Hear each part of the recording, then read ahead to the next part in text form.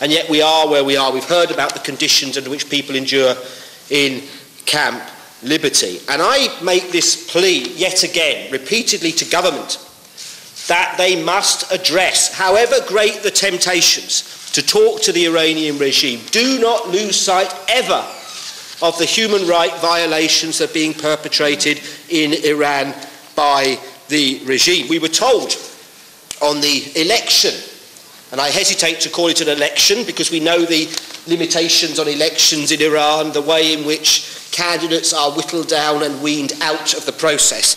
But it failed in the democratising human test when it came to Mr. Rouhani.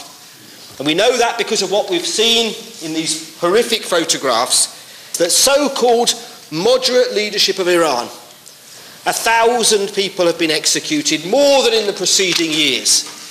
The human rights situation in Iran is deteriorating fast, and that demands a Western response. We've heard about those brutal attacks more generally on numerous women, on Isfahan, in Tehran and Kermanshah. It is implicit on all of us to remind them, and I repeat, whatever the temptations of UK government or American authorities or anybody else to discuss any matters of importance with the Iranian authorities, they don't lose sight of the most important issue of all, and that is the most basic human rights that everybody globally should expect. Thank you.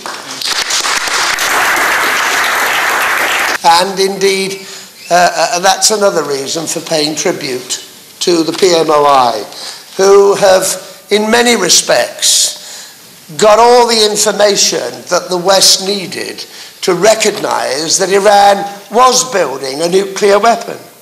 It was this organisation that smuggled that information out and got it to Western nations and alerted them of the dangers of nuclear weapons. And that's another reason for supporting the PMOI.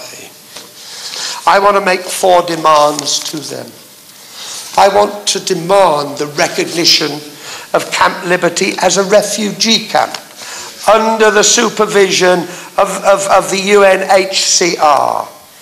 And I want the recognition of the resident status as refugees and protected persons under the 4th Geneva Conference to be meaningful.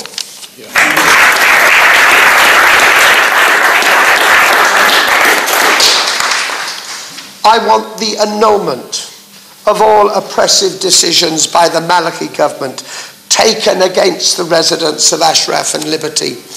And I want the referral of Camp Liberty's dossier to agencies and individuals in the government of Iraq who were not acting on the orders of the Iranian regime or affiliated groups. I want that annulment because I want it to be known worldwide that the Maliki government wasn't a help, was a massive hindrance and was a proxy of the Iranian government.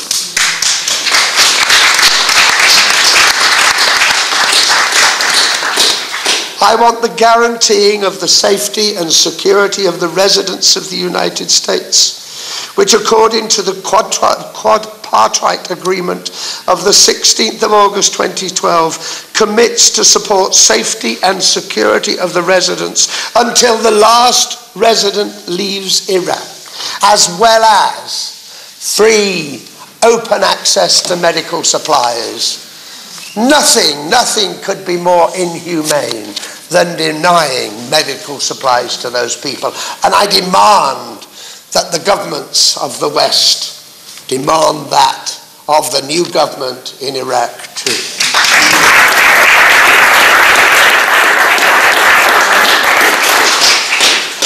And finally, perhaps most importantly, I demand the complete lifting of the siege on Camp Liberty, ensuring the reinstatement of standards and requirements of normal life, according to Articles 1, 2, 3 and 4 of the 3rd section of the memorandum agreed by the nations who decided they would call residents of Ashraf as protected protected persons under the Geneva Convention.